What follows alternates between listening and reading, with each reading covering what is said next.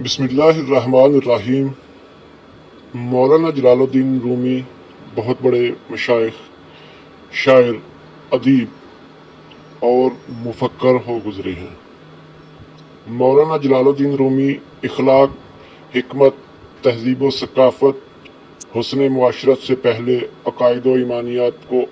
اولی ترجیح دی گئی۔ دنیا کے تمام مذاہب میں اسلام وہ واحد مذہب ہے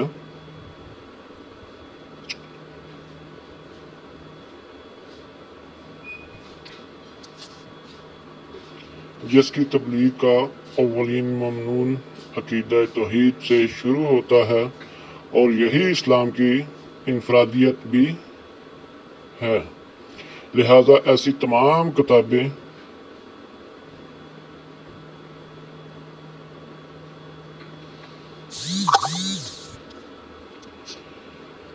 جن میں عقائد و ایمانیات کو بگاڑنے والے نظریات پائے جاتے ہیں، چاہے وہ حدیث الوجود سے جیسے گمراہ فلسفے پر مبنی ہوں۔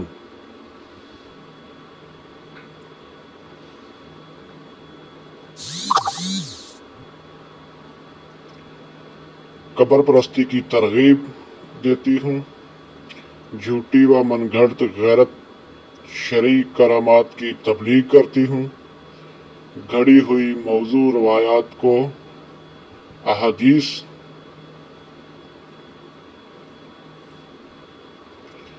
احادیث بنا کر پیش کرتی ہوں، اور چاہے ان کے خالق یا مرتبین دنیا کی کتنی بھی مشہور شخصیات کیوں نہ ہوں، ایسی تمام کتب کو تبلیغ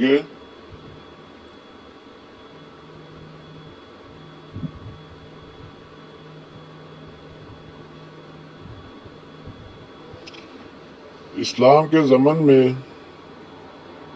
پیش کرنے یا باور کرانے سے گریز ہی کرنا چاہیے۔ مگر صد افسوس تو یہی ہے کہ کوئی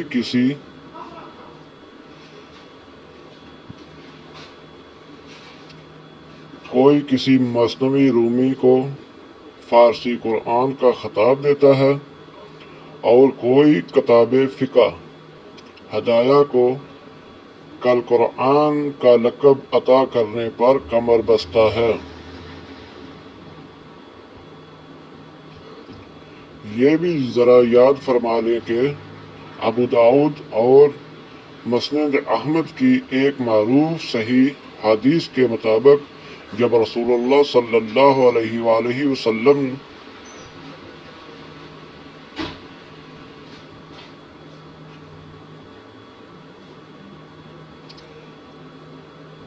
نے فرمایا،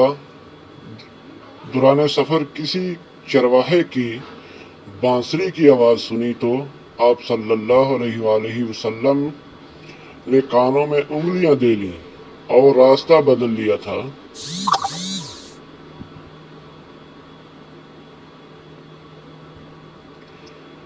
اسی طرح بے شمار غیر شرعی واقعات میں سے ایک وہ واقعہ بھی ہے جس میں حضرت بایزید بسطامی اپنے مرید ابو الحسن خرقانی کو یہ ہدایت دیتے ہیں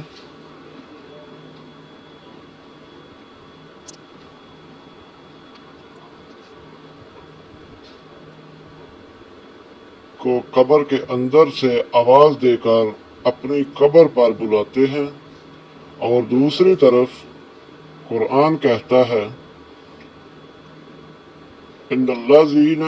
تدعون من دون اللہ عباد امنتا لکم